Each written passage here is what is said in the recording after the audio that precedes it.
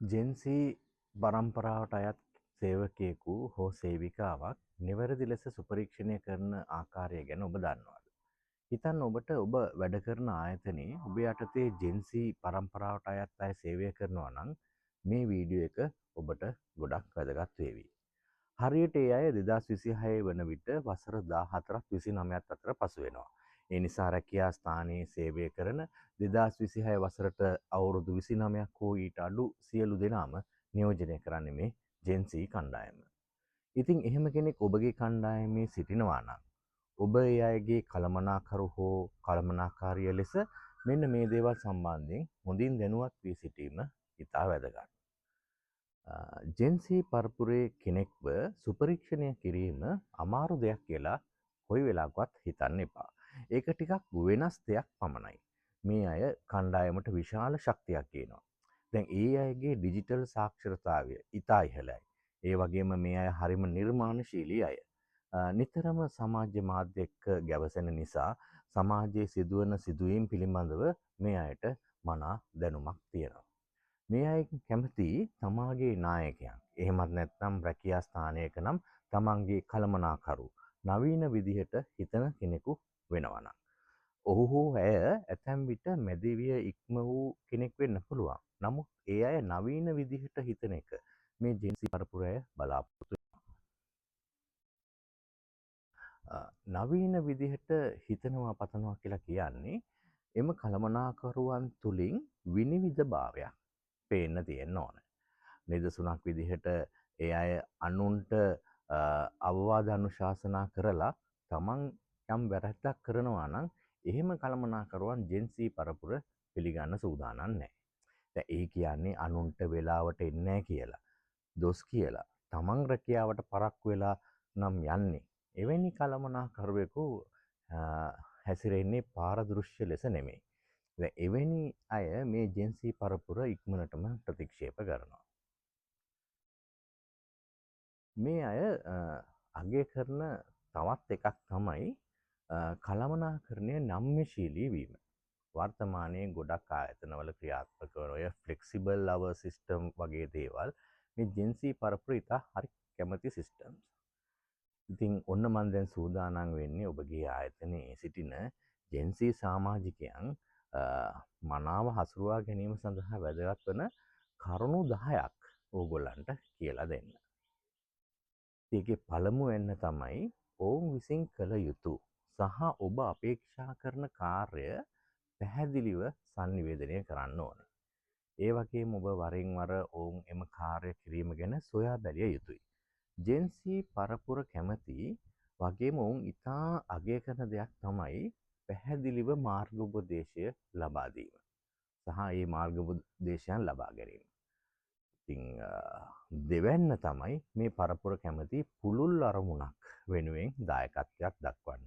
ඇත්තෙන්ම හොඳ අරමුණක් වෙනුවෙන් දායක වීමෙන් මේ ජෙන්සී දරුවෝ විශාල මොටිවේෂන් එකක් ලබනවා. ඒ නිසා කළමනාකරුවන් දක්ෂ වෙන්න ඕනේ. මේ අයට ව්‍යාපාරයේ සමස්ත දැක්මක් එහිදී මේ තරුණ සේවකයන්ගේ කාර්ය කොච්චර වැදගත්ද කියලා මේ අයට sannivedanaya කරන්න. තුන්වැන්න තමයි මේ අය දකින්න කැමති තම රැකියාවේ දියුණුවක් මෙන්ම ආර්ථික ප්‍රගතියක්. එම නිසා කළමනාකරුවන් දක්ෂ වෙන්න ඕනේ මෙම ජෙන්සී පරපුරේ සමාජිකයින්ට රැකියාවේ දියුණුව ඇතිවන විදිහට අවස්ථාවන් ලබා දෙන්න. දැන් නිදසුනක් ලෙස රැකියාවේ පුහුණු වීම වගේම විවිධ අංශවලට මාරු කරලා ඒවැ පුහුණු වීම අත්දැකීම් ලබා දීම විශාල වශයෙන් වැදගත් වෙනවා. සිව්වැනි කාරණය තමයි රැකියාවට ගැලපෙන හා සුදුසු ලෙස නම්‍යශීලී වීම. දැන් පමණට වඩා නම්‍යශීලී වීම නෙමෙයි මම මේ කියන්නේ. ඔවුන්ට රැකියාව කරගෙන යාමට අවශ්‍ය කරන නිදහස ලබා දීම මේ නම්‍යශීලීත්වයට අයත් වෙනවා. පස්වෙනි කාරණය තමයි ජෙන්සී අය රැකියාව කරගෙන යාමට තාක්ෂණික උපාංග හා මෙවලම් බලාපොරොත්තු වෙනවා. නිදසුනක් ලෙස පරිගණක ටැබ් වැනි උපකරණ මෙන්ම දැන් shared drives, cloud storages, Teams, Zoom වැනි පහසුකම් අපේක්ෂා කරනවා. මේවා ඇතැම් විට අර වයසින් මුහුකුරාගේ කළමනාකරුවන් යොදා ගන්නේ නැති ඔවුන් ඇතැම් විට මෙම උපකරණ සහ මාර්ගගත ක්‍රමවේද සම්බන්ධයක් ඇති ඇල්මෙරුණු ආකල්ප නිසායි සමහරලාට ප්‍රශ්න ඇති වෙන්නේ. ඒ නිසා මේ પરම්පරාවත් අතර මනා සම්බන්ධතාවයක් ඇති කිරීම අපහසු වෙලා තියෙනවා ඇතැම් අවස්ථාවල.